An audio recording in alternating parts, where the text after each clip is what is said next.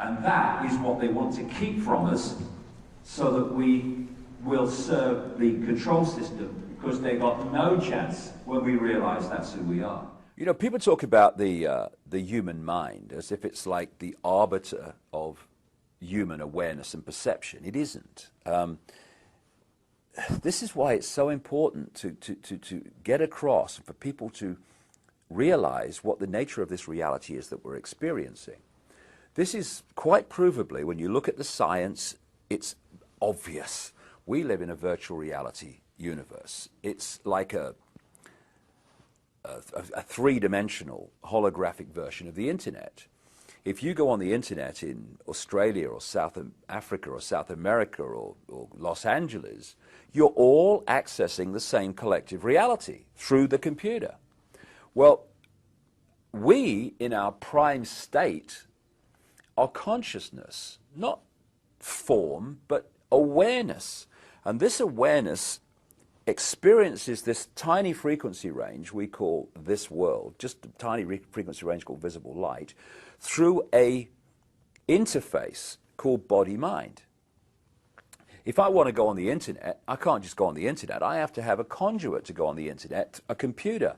And even then, I don't go on the internet. The computer does. I observe the internet through the computer. This is what consciousness, awareness, the real eternal self that these religious teachings talk about, etc., and non-religious teachings too, talk about. This eternal self. Some people call it soul, whatever you want to call it.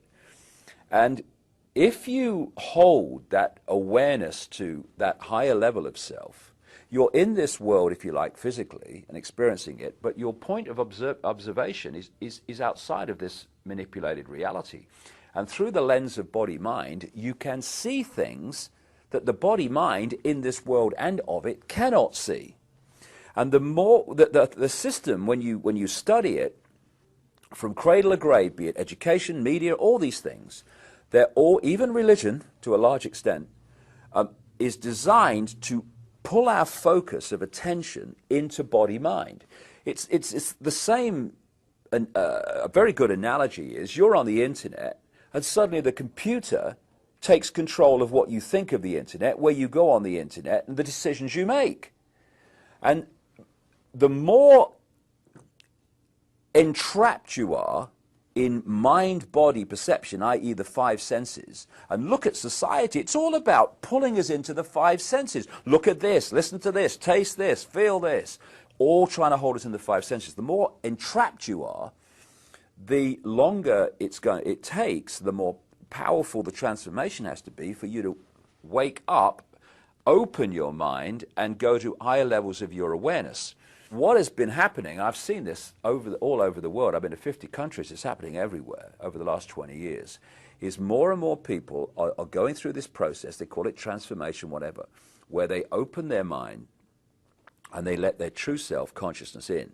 Now, consciousness is looking from this perspective, mind's looking from here, and that's why they want to keep us entrapped in mind-body perception, because we're looking here, we can see one dot, maybe two dots at a time. We can't connect the dots and see what's going on.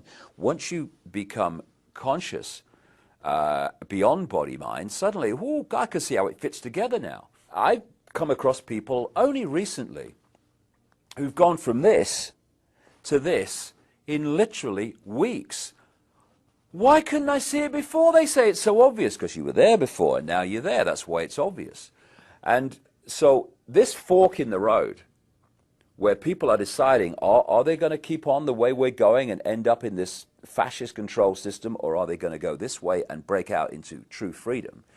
In many ways, fundamentally, not in many ways, this fork on the road, in the road is, are you going to stay in mind and think you are Fred Jones, born in Pittsburgh in 1942, that's who you are? Or are you going to open your mind to who you really are, which is consciousness, infinite, eternal consciousness, having an experience as that man born in 1942, whatever I said.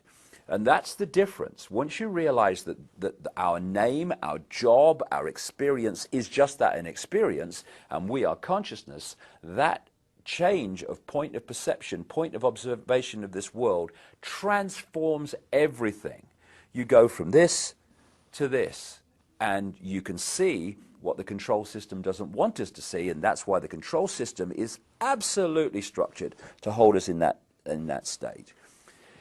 The power of human consciousness is demonstrable by the fact that despite all the things that are thrown at us, the cradle-to-grave programming, vast numbers and an exponential curve of numbers are now waking up from it. And it's this awakening that is going to bring this control system down. Not tomorrow, not next year, not the year after, not in 2012 like so many people kind of talk about, but I reckon about 2016, this awakening will have reached the point where the tipping point comes and this control system comes down, because the control system is absolutely founded completely in terms of its existence on humanity being there and not there.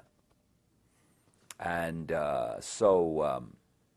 they may seem confident and arrogant, and it may seem like that, and it will seem that for a few years, but it's coming down, and it's coming down because humans are waking up. And this appears to be what's going on in the world, but actually it's just a stage show that manipulates human perception so that we accept things happening which increase all the time the control of this system over the mass of humanity.